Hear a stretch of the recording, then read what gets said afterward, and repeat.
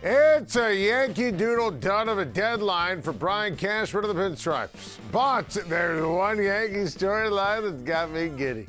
Speaking of the trade deadline, I've got my trade deadline winners. Bijan Robinson's a winner, and he's getting the bag he deserves. Why the Falcons got it right is one of the game's best backs. Come training camping with us on Schein Time right now.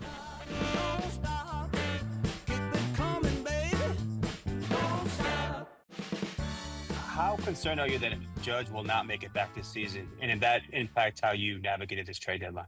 I think that question is a fair question on anybody's side. Like, is that possible? It's always possible that things don't go the way you want, but we currently are still very optimistic that he's going to return, but there's challenges with all that too. While he's returning, whenever that time frame is, and ramping him up and getting his timing down and et cetera, et cetera, et cetera. So I can't rule out any of it. And was Skubal ever realistic for you guys? We talked to Detroit. They set a high price, and to be honest, that was not something we were unable to get them off of what they said might work. How close were you to landing a catcher, Adley Rutschman in particular? We grinded through the market of catching. First, we do believe that we have quality catching, but obviously the offensive side, which has been a struggle for our team overall, not just at the catching position, made us certainly shop in that aisle. But ultimately, in the end of the day, there was no opportunity that existed, for us that we felt good enough about to be able to push through on it.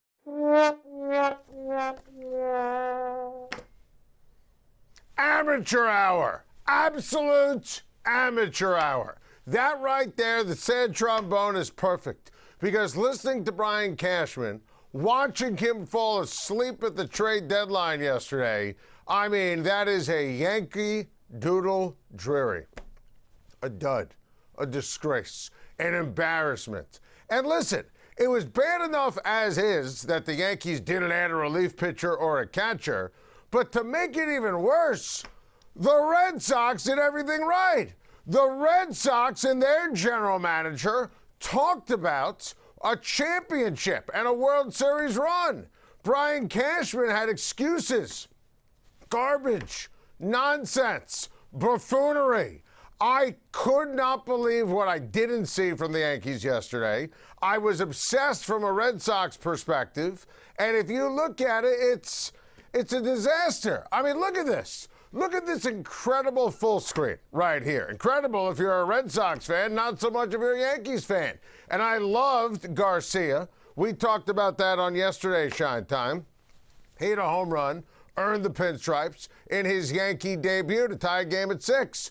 Before the bullpen blew it. They blew it because they needed, how many times have I said this on Schein Time?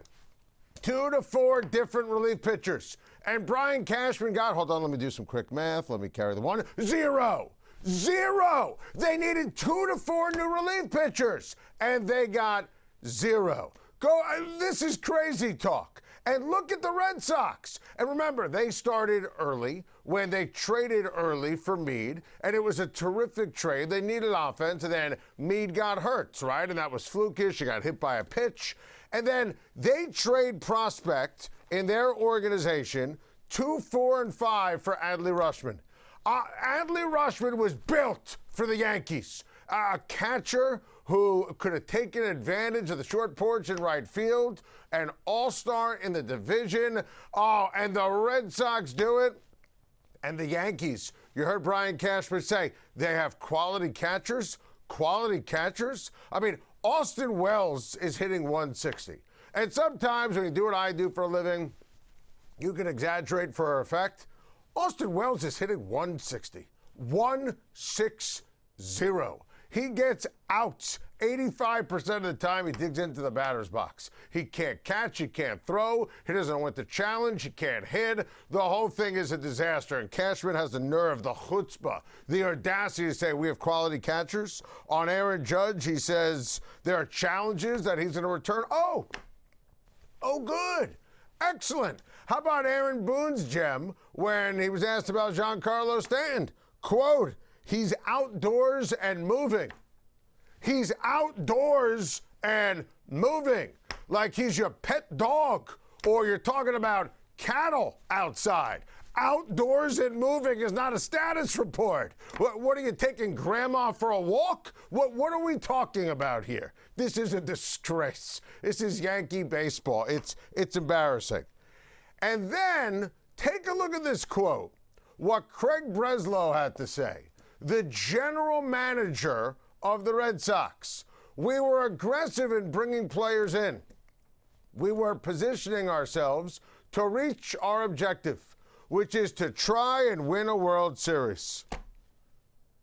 Wow, what a concept. And here's Breslow, who was really as bad as it gets over the last couple of years. We could go over what happened in the Devers trade, the Bregman signing, letting Bregman go, misreading the market, firing Cora.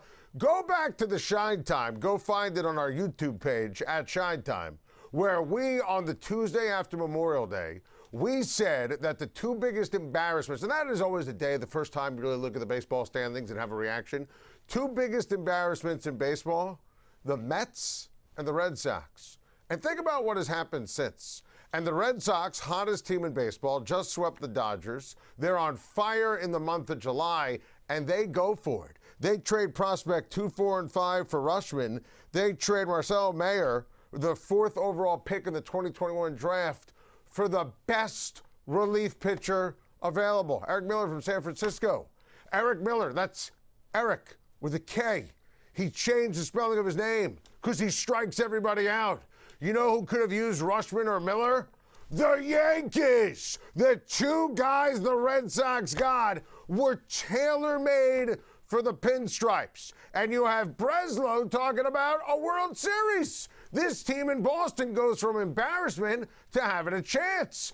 The Yankees, I mean, it is absurd what Cashman did.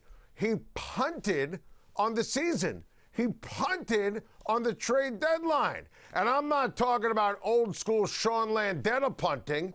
He punted on second down in field goal range. This is absolutely insane if you're a Yankee fan. I am sick. I am pissed off. I am livid. And for the and I like Elliot Ramos, nice solid bat. Let's be fair about that. But they needed 2 to 4 different relief pitchers. And the fact that that's been the take, and then you see at the end of the day the Red Sox get the ultimate relief pitcher that was available on the open market, and then Garcia, a great acquisition, give Cashman credit for that. He hits a tying homer, and the Yankees blow it because of the bullpen. Awful. Absolutely awful. I mean, the New York Yankees at this stage, right here, right now, right? In theory, with Cole and with Schlittler, who didn't pitch well last night, but he's still the favorites for the Cy Young. You know, you look at Fried, just absolutely terrific, absolutely tremendous. Even if Judge doesn't play another inning, wide open, weird American League. The New York Yankees, if they just picked up another reliever or two, picked up a catcher who can actually hit his weight, Yankees could have been the World Series favorite in the American League. And listen, the American League is still weird and wide open, right? But now if you're being honest and objective, and this is the problem here, you got to give Tampa credit. And listen, I ripped Tampa for what transpired with Skubal, and that was kind of a mess, the fact that they didn't go and get him. They got Hicks, who's a really good catcher, Liam Hicks. They got Freddie Peralta from the Mets. The Rays are in position to have the 1 seed and win the American League East. The Red Sox are most likely to jump them of any team in the divisions, not the Yankees. I mean, at this stage, if you're ranking teams in the American League that can make a run, the Yankees are not in the top 4. They're just not. If you're ranking finishes right now, day after the trade deadline, Yankees, to me, are 3rd place. So make the playoffs because of their big 3 in their rotation. But Tampa, Boston, Yankees. This is all on Cashman. Give Boston credit. They said Baseball America prospect rankings, be damned.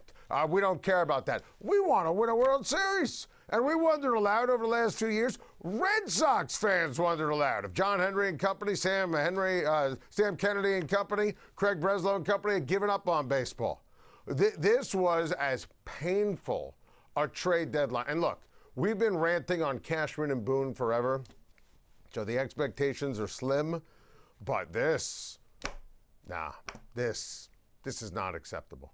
Hal Steinbrenner doesn't care. Cashman doesn't care. Boone doesn't care. This is mid-level crap. That's what the Yankees were at the deadline. Just a complete and utter failure. If we're doing grades, the New York Yankees are an F-, not even worthy of an F. Boston, A+. Rays, A-.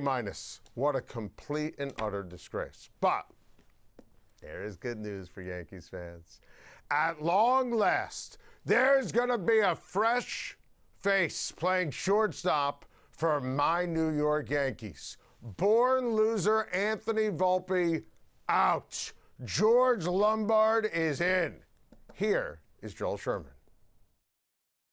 So everything I say about George Lombard, aside from very little eyewitnessing in spring, is based on people in the Yankee organization I trust, and more importantly, scouts and executives from other teams who have dealt with the player, like seen the player a lot, write reports on him, etc. Supposed to be incredibly mature and level-headed. Supposed to be superb defense, superb athleticism, superb base running, high baseball IQ. God, could this team need that? High baseball IQ. And that the problem is his offense often takes him at a level of going through bad. Like somebody, the person I talked to last night said, you know, the Yankee fans are going to be excited about Lombard, and they should be. The person said, again, through somebody else's eye, they said, George Lombard's going to be a good major league shortstop. A good major league shortstop, and maybe better than that. But they said, probably 3 weeks from now, he's going to be hitting 180. George Lombard is here, and I love what Joel Sherman had to say. Lombard, terrific fielder, big league, certainly experience in terms of coming up in clubhouses. His dad has been in the big leagues for a long time. Let me tell you something before we get into Lombard. Bag it, Anthony Volpe! Bag it, loser! We've been saying this from the first ever Schein time we did. We said last year, literally last year, when the Yankees got swept in a 4-game series against the Toronto Blue Jays, Anthony Volpe needed to be sent to the minors because he is not a big league ball player. How about a couple of years ago when Brian Cashman told Joel Sherman, oh, you got to trust us, and when Volpe hits, so you're going to say, well, great job by player development and the GM and the manager and the scouting department and the analytics department. What do you have to say now, Cashman? Anthony Volpe is a losing ball player. We did the interview on our SiriusXM radio show with Derek Jeter, where he talked about Volpe, and he murdered him without using the same words that I'm using, talking about how usually when you look at the mistakes for Volpe, you make it in the minor leagues. So on a dark day for the Yankees, where they did nothing worth anything at the trade deadline, this put a smile on my face. This was great. By the way, check the archives here on Schein Time, on YouTube at Schein Time. We've been saying for a month that you would see Lombard up, Volpe down by August 4th, because finally the Yankees were kind of hinting and saying the right things. Not to mention the fact that Lombard's an amazing glove. Not to mention the fact that in his last 14 games at AAA since coming off the injured list, he's hitting close to 400. I mean, this guy is mature. Everything that Joel Sherman said in the scouting report, and look at these stats, right? I mean, this is terrific, absolutely phenomenal, what you want. He's, been around the game for his whole life. His dad's been in baseball forever. Phenomenal glove. Moment's not too big for him. Going to be in the Yankees starting lineup tonight. And most especially because I can tell you all the things that we like about Lombard, former top pick, top prospect, as important as anything here. And you could put this on his email signature. You could put it on his LinkedIn profile. Not Anthony Volpe. More than anything else, all the great things about Lombard, just the fact that he's not Volpe gets me going. That's it. I mean, and listen, I would say normally when you do what I do for a living, we don't like to kick someone when he's down. I'm enjoying kicking Anthony Volpe. You don't have to, in the comments, apologize to me, okay? I've been reading all the comments, everything on Instagram, everything on X, everything on YouTube, at Schein Time. I'm reading it all. I accept your apology. I was right, you were wrong. Brian Cashman was wrong. I mean, I get it. There were some people who loved the concept of Volpe.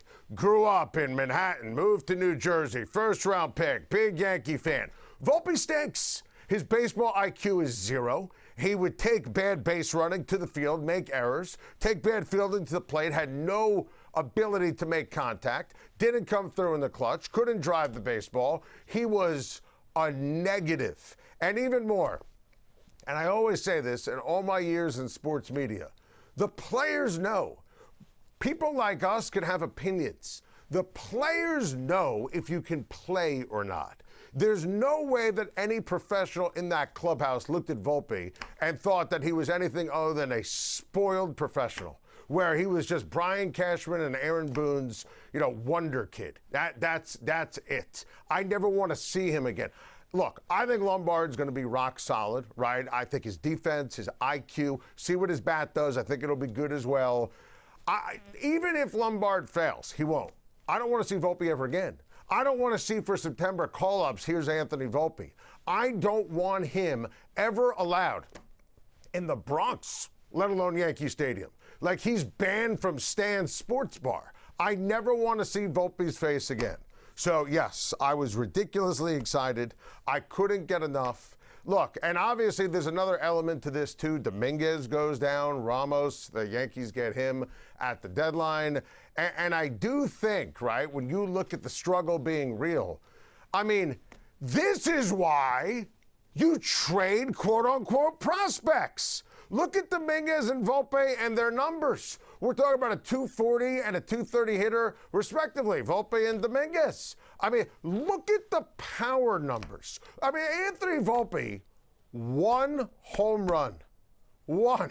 I mean, yeah. Remember, this is the same Anthony Volpe where years, think of all the shortstops. Trey Turner, we're good. Manny Machado, we're good. Can't even mess around with these guys through the years. Years ago, before he signed in Texas, Marcus Semien, we're good. Corey Seager, we're good because we have Anthony Volpe. Get the hell out of here. This is why you make trades, okay? This is why you take guys who are prospects and you ship them to other teams to win. I don't think we're ever going to see Volpe ever again. We better not. And Dominguez, listen, never lived up to the hype. My goodness, what a mess. I'm thrilled. Finally, ding dong, the witch is dead. Lombard's going to stay for a long time.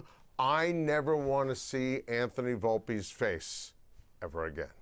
Enough about the Yankees. They obviously belong on a trade deadline losers board with a capital L. I'm going to shine a light on the trade deadline. I'm in a great mood today, other than my Yankees. We want winners. Let's focus on winners. Here are my 5 biggest winners from the Major League Baseball trade deadline, in order. Dodgers, Phillies, Cubs, Guards, and the Padres. Not listed would be the Rays, who I would have 6 on the list with Hicks and Peralta.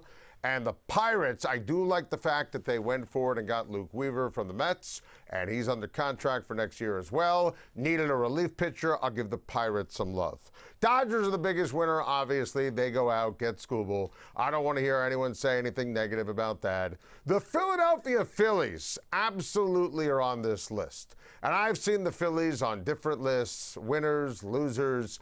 I'm obsessed with Luis Arraez. Luis Arraez is unbelievable. I still believe in batting average as an important statistic, and he does an excellent job putting the bat on the ball. That's what Don Mattingly did as a hitter for the Yankees. That's what he preached as a manager in LA and in Miami, what he did as a hitting coach and a bench coach in Toronto and elsewhere with the Yankees, and now in Philadelphia.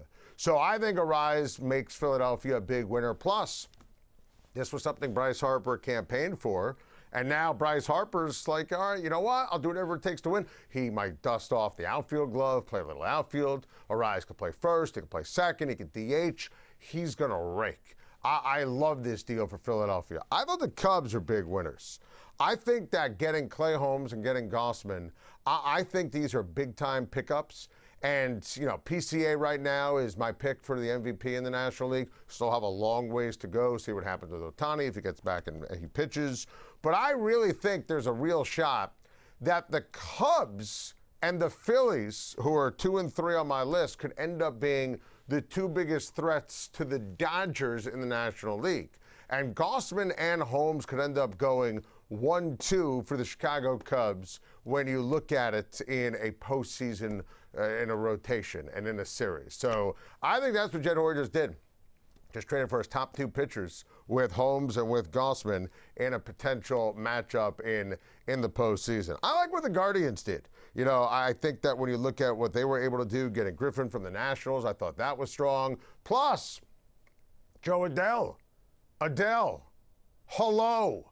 And I love the fact that, and I think Adele is terrific in the field. I think Adele can absolutely rake, a great power bat. Listen, I think the Guardians are a sneaky good team, big picture, and all you got to do is make the playoffs in the American League. And the Padres, who are still on the outside looking in when it comes to the playoffs, they, to me, are now in position to leapfrog Arizona. And I think with all the negativity in San Diego, they can still make it. Getting Mize from Detroit, getting Robbie Ray, that is outstanding. So I'm going to go Dodgers, Phillies, Cubs, Guardians, Padres for my 5 biggest winners from the Major League Baseball trade deadline. Dodgers are wasting no time breaking out their shiny new toy. Tarik Skubal is going to start tonight for LA and Chicago, and LA's newest hurler does not care what the haters have to say about him joining baseball's best team. I didn't get to. Every team could trade for me. You know, every team could make that acquisition, and you know, I don't really sympathize with people that blame the Dodgers for anything they've done. You know, they've developed a really good organization. They draft well. They acquire talent really well. They retain talent. It's a winning organization. Now the complaints seem to be because they've won the last 2 World Series. You know, I don't think it was like that 3 years ago. So I don't really sympathize with people that are complaining because the Dodgers, you know, do all the right things. Bravo, Tarik Skubal. Absolutely incredible. I don't sympathize with the people ripping the Dodgers. It's like he was reading from a Schein Times script from yesterday's show. This is exactly what we have been saying. And look, Skubal is rep by Scott Boras. He's not signing a contract. He's going to take the most money, make the most money when he hits free agency. He's right. Any team in baseball could have done this. The biggest loser at the trade deadline, we destroyed the Yankees earlier, it's Milwaukee. All the Brewers had to do was forget about Baseball America and prospect ranking and give up the guys, go get Skubal, put him in rotation with the Miz, and all of a sudden, you could beat the Dodgers. And what were the Dodgers going to do?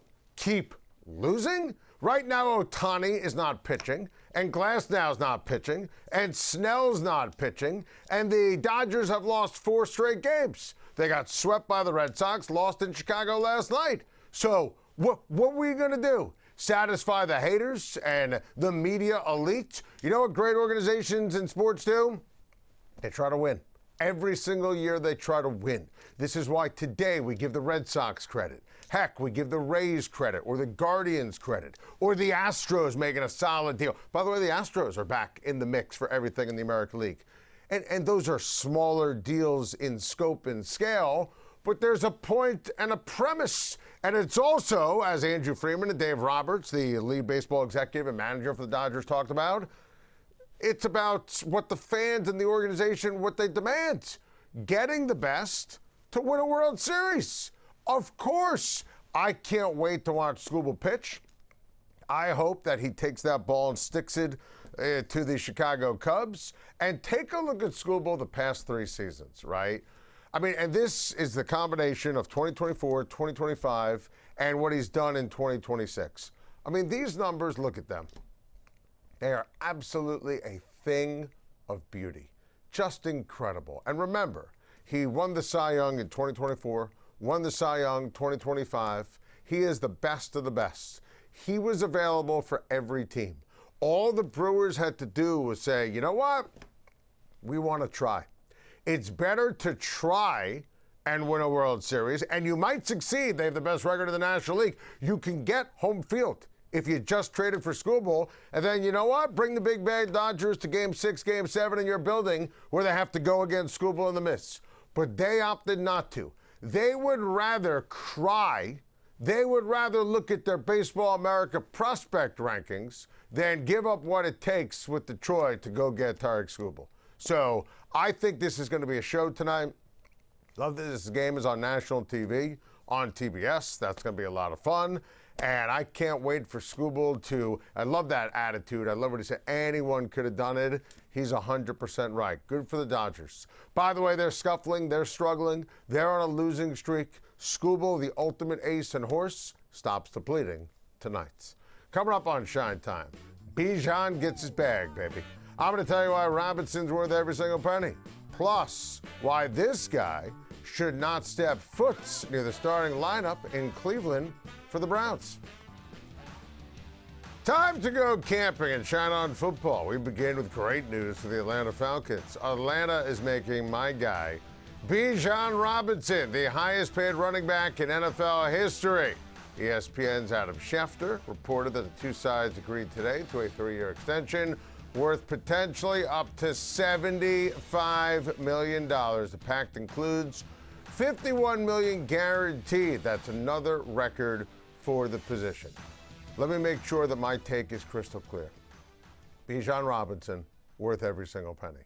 I think Bijan Robinson is a superstar. He is absolutely sensational. He's fast, he's speedy, he's smart, he hits the holes, he's powerful, he catches the ball out of the backfield. He is a playmaker, the quintessential playmaker. You can make the case that he is the best running back in the NFL. You can make the case that all around he's the best playmaker in the NFL.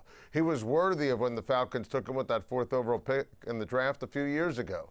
I think Bijan Robinson is a gem. And when you look at the average annual value for running backs right now in the National Football League, he deserves to be at the top of the chart. Look, I'm still a big-time Christian McCaffrey guy. Saquon Barkley obviously rightly got paid and had, after he left the Giants, goes to Philly, the single greatest season, regular season, postseason by a running back in the history of the NFL. Derrick Henry is still ridiculously effective. The Dolphins made sure they paid Devon Achane. Bijan deserves this, absolutely deserves this. And a brilliant job by the Falcons, their new brass, with Kevin Stefanski as their brilliant new head coach, Matt Ryan now in charge of football operations, Ian Cunningham, their new general manager, getting ahead of it because Jahmyr Gibbs, part of that same draft class, is also due new money. And when you look at it, and I would make this case, Robinson's the better player. Robinson, the better weapon. Robinson, the better running back. And it's close, right? When you start looking at yards per carry and rushing yards and receiving touchdowns and rushing touchdowns, I would pick, just like the Falcons did, Robinson as opposed to Gibbs. Now, I'm a huge Jahmyr Gibbs fan. Love when Detroit did what they did, in the draft. It was kind of like the Draft Day movie where, they traded back and traded up, and I thought it was a phenomenal job by Brad Holmes and company. But great job by the Falcons getting ahead because there's a contractual situation with Gibbs going on right now. And, the way this thing works, and I don't get worked up about it, I'm sure Gibbs and his agents are going to use the Robinson contract and say, great, I want $1 more.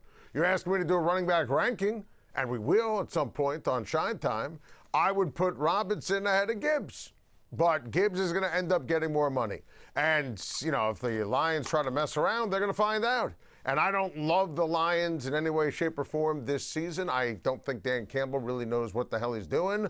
But, I could appreciate why Gibbs would get a couple more bucks than Bijan Robinson. But here's the deal when it comes to Robinson and the Falcons. This is awesome. And now it takes that headache away. Not that I ever thought this was going to linger. Falcons, if Michael Penix Jr. could win this job, they have a chance to be a really strong team. Their defense is really strong. No one talks about it. Well coached, excellent on every level, and they've got dudes on offense. Robinson is a stud. Kyle Pitts is a stud. Drake London's a stud. Offensive line is solid. They bring in Stefanski. Don't sleep on the Falcons. If Stefanski could get Michael Penix Jr. ready to rock and roll. I am not a believer in Tua Tagovailoa in any way, shape, or form. But in a coaches league, you see the impact that coaches make on these teams.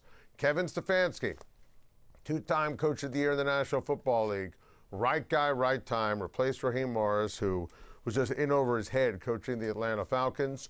Great day for running backs, great day for the Falcons, great day for Bijan Robinson, who rightly got the bag. To Saints camp, where Chris Olave is drinking the Kool-Aid, or at least trying to outrun Kool-Aid McKinstry. This is one of those where you see any kind of, practice video if you're a Saints fan.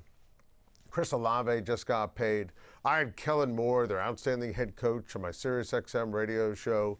I get excited. To me, the NFC South is weird, relatively weak. Right now, by a thumbnail, I would favor the Saints over Atlanta, and then Carolina and Tampa Bay in that order today, subject to change, injuries, we'll see holdouts, trades, whatever it is. But today, we'll make our picks on the Wednesday before Labor Day here on Shine Time. But that's where my brain is when you look at it for the NFC South. And I think Tyler Shuck is going to have a monster season. Kellen Moore loved the way he played down the stretch of last year. Moore told me today that, yes, the way they played down the stretch, the way they played on defense, the way they played on offense, the way they played against division foes, that matters from one year for a young team going into the next. I think the world of Shuck. He's young, a little older for a second-year player, but he's super smart. He has the it factor. Jordan Tyson, I'm telling you right now, opposite side of Olave, who saw in that video, I think Tyson's going to have an amazing year. And what more stressed to me today, the fact that Tyson is one of those receivers in college who plays his best when it matters the most, which is the greatest thing you could say about any athlete, specifically at the wide receiver position. I talk about that with regards to CeeDee Lamb all the time. Lamb having the chops for the moment. Same with Tyson. I mean, talking about offensive rookie of the year kind of vibe. So don't sleep on the Saints. They brought in Travis Etienne from Jacksonville. Still have Alvin Kamara. Their defense, Cam Jordan comes back, very underrated. Watching Olave and McKinstry do their thing, good for the soul if you're a fan of the New Orleans Saints. To Browns camp, and we bring you Exhibit A to something I've been saying on Shine Time for about a month and a half now. Shedeur Sanders completing passes, Deshaun Watson throwing interceptions. And I love that you see Sanders throwing to KC Concepcion, who I thought was one of the most underrated players in the entire draft. Look, trading Myles Garrett is completely insane, but otherwise, I thought the Browns had a terrific offseason. And here's Deshaun Watson throwing picks. And before anyone says, hey, Schein, you're cherry picking things. No, I'm not. Deshaun Watson has been a disaster on the field, off the field. Availability's not there. How about Watson telling the press he would love to sign a new contract and stay in Cleveland? Wait, what? I'd like Jennifer Aniston to return my calls. Can you imagine if Andrew Berry and Jimmy Haslam, GM and owner of the Browns, said, here, Deshaun Watson, here's a new contract. You've earned it. I don't understand why the Monk man, Todd Monken, the new head coach, play caller for the Cleveland Browns, why he's even messing around with Deshaun Watson. Just find out if Shedeur Sanders can do his thing. And I don't think Shedeur Sanders is going to be a star, but I do think he could be good. I mean, when you watch him in college, I was like, this guy can start in the National Football League. He's calmed down from all the nonsense, all the shenanigans. I would love to see Sanders under center for Cleveland. And then, if he can't play or he's not the guy, you find someone else. That, I know it sounds almost elementary, my dear Watson, but you can't start Watson over Sanders. It's just not an option. If it's not going to be Shedeur Sanders, let it be Dante Moore from Oregon or Arch Manning. That's what we're talking about. But find out what you have in Shedeur now so you can go into next year and understand what the hell is going on. I can't believe this is even a thing. To Jets camp. Injury update.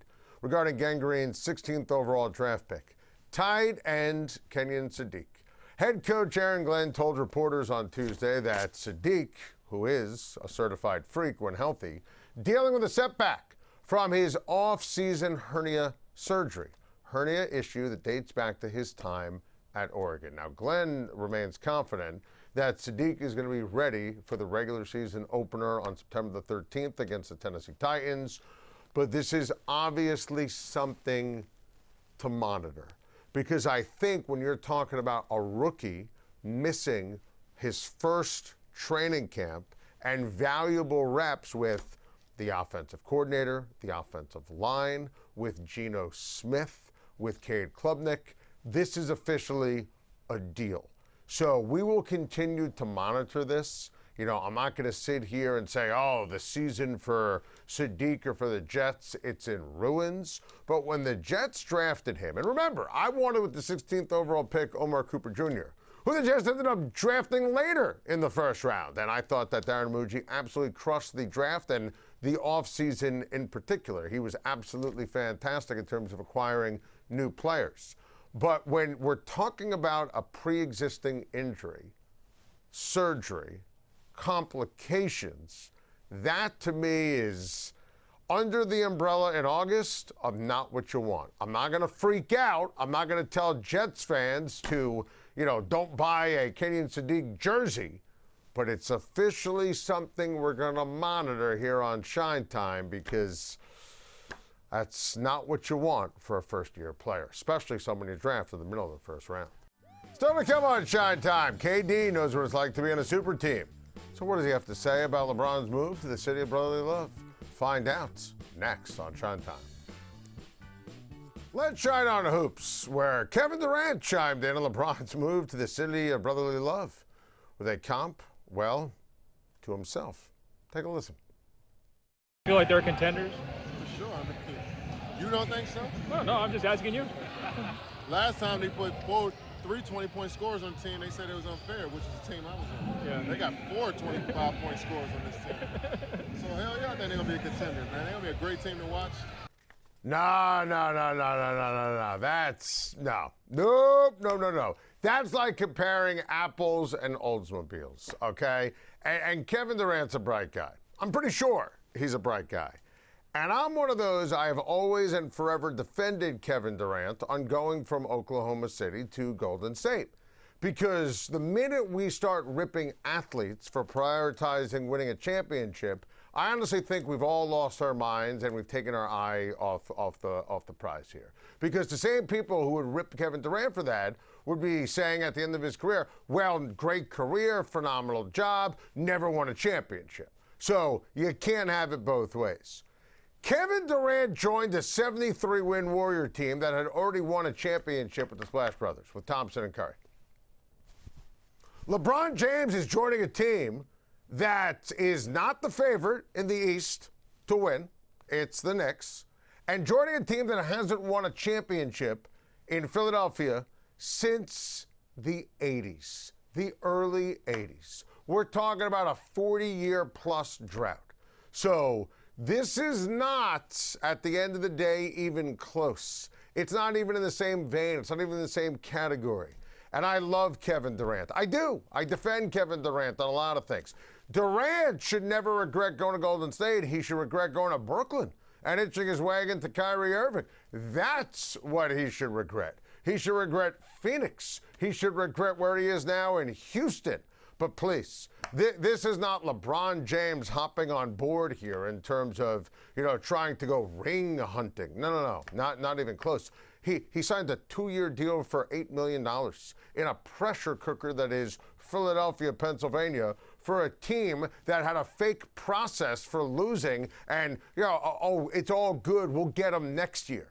So you can't even make that comparison.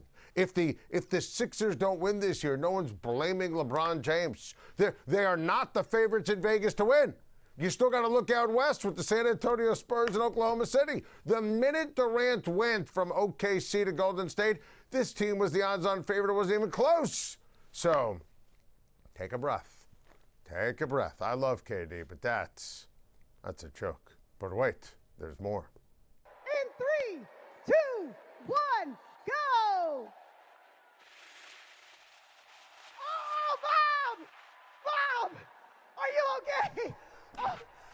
Well, Bob. What's the expression? Self-awareness cancels out. See, if they asked me to shoot a basket, Madison Square Garden, half court, you know what I'd say? It's not going to end well for me, right? I have trouble making a layup. Sometimes you got to know who you are, what you do, your skill sets. See, I'm not going to pile on this clown for falling on his face, trying to shoot a basket. Everybody's doing that. I'm going to ultimately rip him for putting himself in that position. It's not the fall. It's the want. It's the I can do this. It's the hey, look at me. Who has two thumbs and going to absolutely fall on his face in the middle of a WNBA game? That's a joke. It's not the, I mean, look at this. Look at this. I mean, this guy is super confident. He's calm, ready to go. I mean, yeah, falling on his face. This is the worst half-court shot in the history of half-court shots. He should be banned from every arena, every playground, every gymnasium. He can't go to CYO games. I mean, it's over. He can't even watch basketball ever again. That's the show. If you miss any portion of the show, just do what I do and rewatch the show over and over again. I need you to stop what you're doing and go subscribe to our new YouTube page at Schein Time. Right here. Subscribe at Schein Time. You can like and subscribe. You can subscribe and like. You can pick which order you want to do it. Just do it. And we'll see you tomorrow on Schein Time. I mean, I could have made that shot. I have enough trouble walking off the set.